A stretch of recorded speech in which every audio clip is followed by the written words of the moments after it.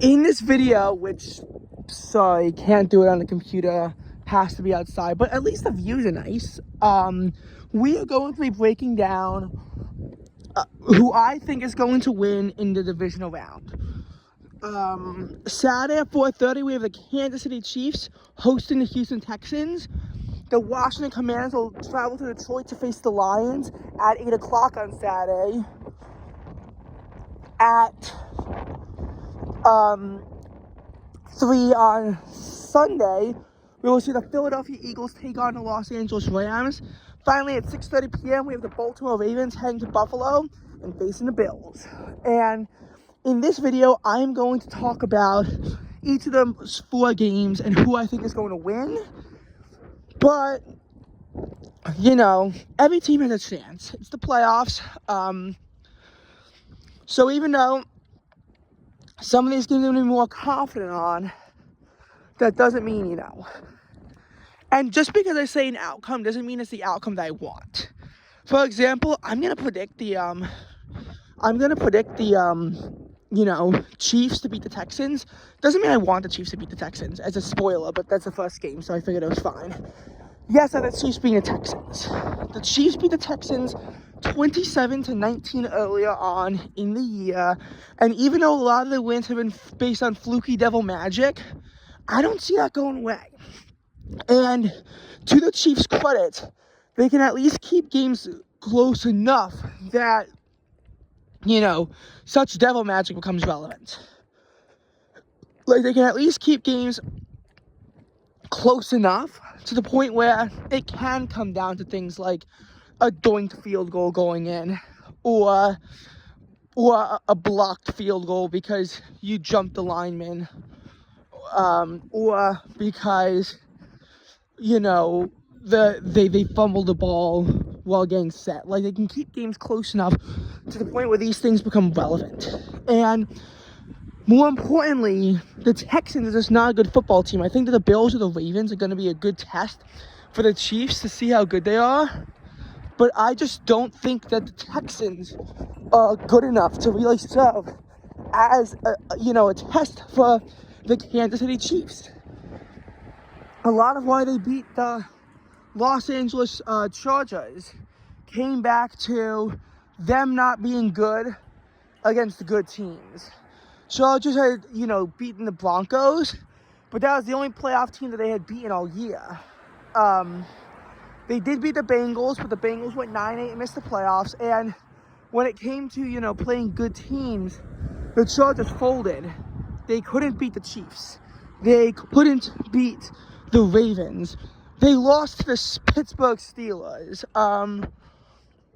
They beat the Buccaneers, but the rest of the division is dog crap. Like, you can see why the Chargers weren't good. They weren't good against good competition for the most part, and it was going to be an interesting matchup against the, collapsing Texans team. And look, we've seen collapsing teams win games in the wild card round before. Like, teams entering with very little momentum, we've seen them, be able to win games in the wild card round. It can happen.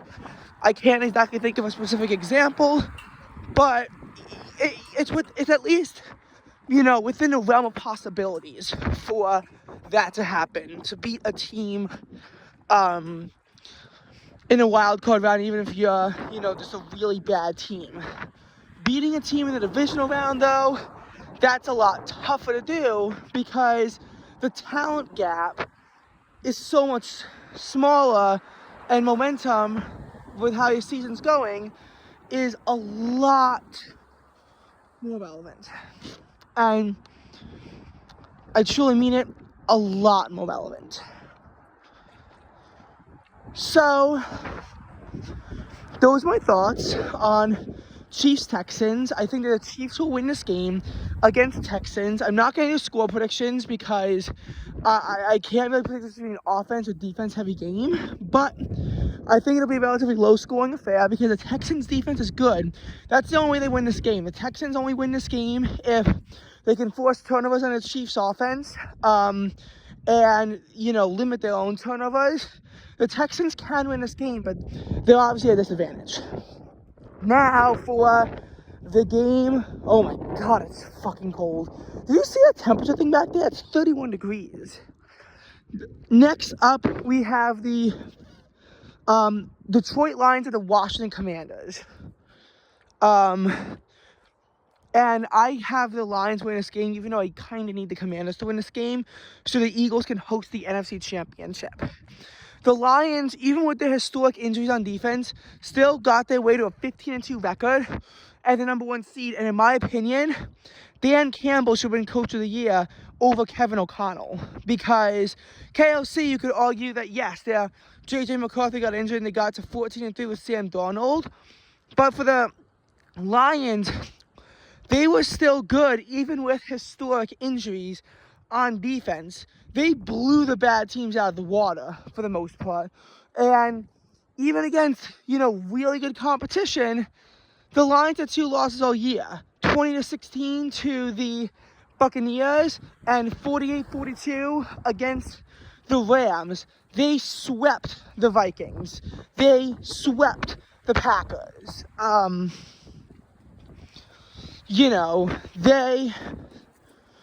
They were really the team that broke the Dallas Cowboys, if I'm, being damn honest about it. They won a tough game against the Texans.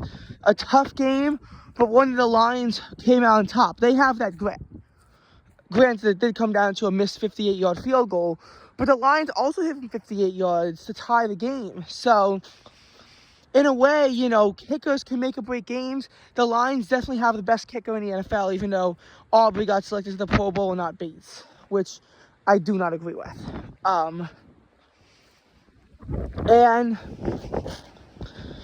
for the Detroit Lions, there's like a lot of other qualities that you can really, use to see them as a championship contending team. With all the teams they've beaten, I think the Lions will win the Super Bowl, even though I really want it to be the Eagles. But, both the Lions and the Eagles are 2 of the best teams in the NFL. Should be fun to see if, hopefully, that's the NFC Championship game. Although facing the Commanders would be fun too. But, I just think that, we're in a position now where the Commanders, they're good, and they have some good wins under their belt. They beat the Eagles at home, which has got to count for something. Granted, some of the major players were out, but still, they have some good wins under their belt, and Jane Daniels does have that clutch factor in him. That being said, I think that it's going to just be too much to overcome against the Detroit Lions. Hence, I have the Lions winning this game. Now, can the Commanders win this game?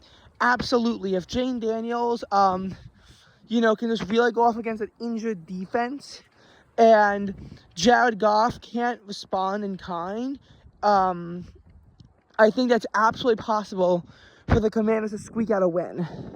Now, Eagles-Rams, and I'm not even going to say what the Rams' pathways to victories are, because just in the off chance that Sean McVay is listening to this video, I don't want him to get any tips.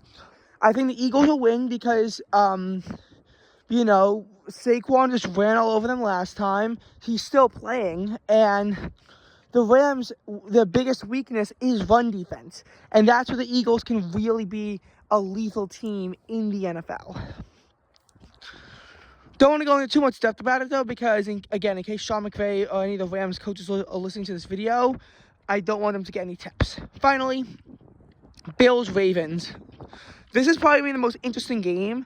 It's pretty much a 50-50 coin flip as of right now. However, I am going to take Josh Allen and the Bills to defeat Lamar Jackson and the Ravens, and here's why. It comes down to a few things. First of all, Lamar Jackson has not won a playoff game when his opponent has scored more than 14 points. And I know people hate it when I bring up that stat, but I feel like it is relevant. When you look at Lamar Jackson and his playoff record, it is relevant to look at that fact. Second of all, Josh Allen, he's involved in shootouts. There's a lot of games that were lost where a lot of the blame falls on his shoulders. But 13 seconds at the divisional round game, he left the field with 13 seconds left and his team up 36-33. And the Chiefs won that game without Josh Allen ever touching the ball again, which was what prompted the NFL overtime rules in the playoffs to be changed in the first place. Because how is that fair? We can debate all you want if that was the correct decision or not, but the fact of the matter is that Josh Allen played incredible and it wasn't enough. His defense let him down, which I think that the Bills' defense in some ways has looked better. And even if it hasn't, Josh Allen was in 2 games where both teams scored 40+, of which, he's 1-1 in those games. But he's 13-3 in real starts overall this season. And Josh Allen is a quarterback who I think can lead the Buffalo Bills into the playoffs and could really make some noise with him having much better ball security. The Ravens are probably going to force a turnover. They have Derrick Henry, so they have the advantage at running back. But again, Lamar Jackson, he's not known for performing in the playoffs. And with this being a Bills home game, I am giving the edge to the Bills. Plus, we all remember what happened when the 2 teams played in 2020. Now, yes, I am aware. I am fully cognizant of the fact that the 2-seeded Bills have played a 3-seeded team at home the last 2 years, one to the Bengals and one to the Chiefs, and they lost both games. I am fully aware and cognizant of that fact that that the Bills can do this and choke. But I just feel like against the Ravens is not the team. I feel like Lamar Jackson has more to prove in the playoffs than Josh Allen, even though they're both even though they both don't have good playoff numbers to an extent. I mean, they're both playoff frauds, but one is going to prove himself against the other. And that's just what I personally think is going to happen. And I get that the Ravens smoked the Bills earlier this year, but that was in Baltimore. Now they're coming to Buffalo, where the Bills have not lost the game all year. I think that things are going to be very different playing in Buffalo.